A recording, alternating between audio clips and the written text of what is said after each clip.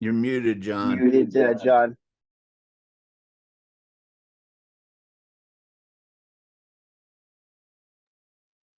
No longer. Okay, this first one would probably only make sense to American sports fans at the time, but I'm going to throw it out anyhow because I just came across it a while ago. Are you Jewish?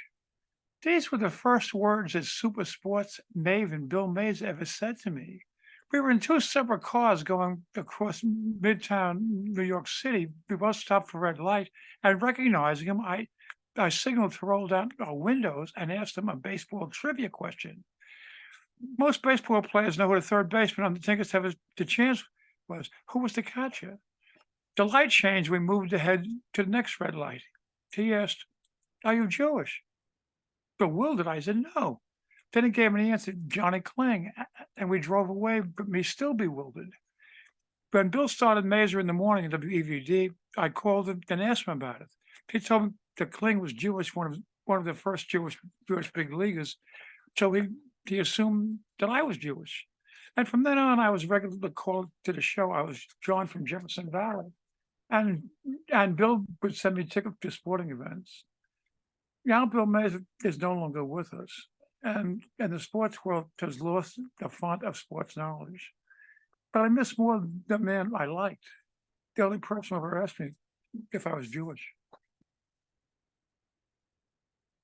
And then we go to up at 6 a.m. Awake, I beat the clock. It won't go off until 7:30. I'll get in a restart. Up out of the bathroom, now to make coffee, my Dunkin' Donuts favorite. Whoa, the clock says 2:45. Alexa, temperature, 6 degrees? So it's freezing and I'm up at 3 a.m. I must be fucking nuts. I'll make the coffee. Now because I'm up, follow the wonder dog and Ninja the great black cat arrived. It's time to eat? No way. I finished my coffee with Faddle on my lap, all 12 pounds of it. I'm going back to bed. 6 degrees at 3:15?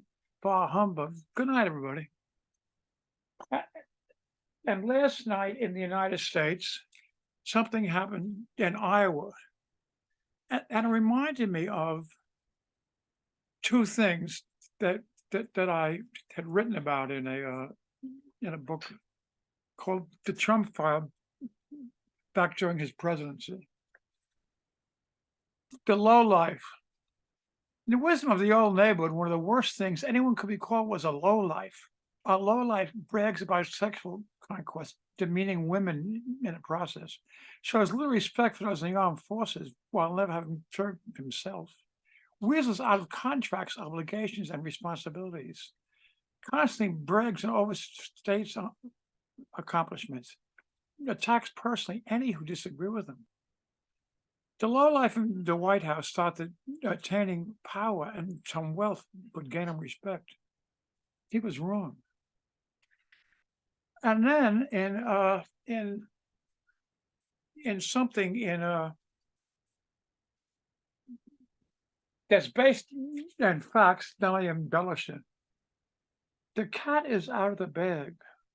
The president of the United States, perhaps on purpose, we will never know, just made us aware of General George Washington's successful capture of a British airport during the Revolution.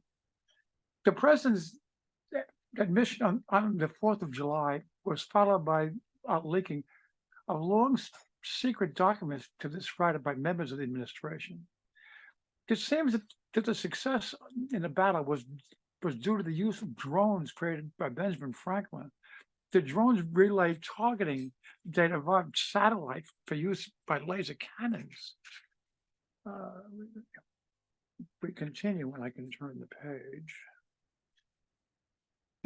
These drones mysteriously disappeared shortly thereafter and did not reappear until the 20th century. One story has it that weapons were actually developed by an aide to Franklin to look very much like the legendary scientist Nikola Tesla, said by my colleague Renee DeFleury, the science fiction writer, to have been one of the first, if not the only time traveler in history. The aide purportedly disappeared with technology. An interesting story, or perhaps pure science fiction. Now, the only fact in that, and Michael Sinlow was shaking his head, yes, was that Trump actually did say that General George Washington captured a British airport. Thank you for putting up with me.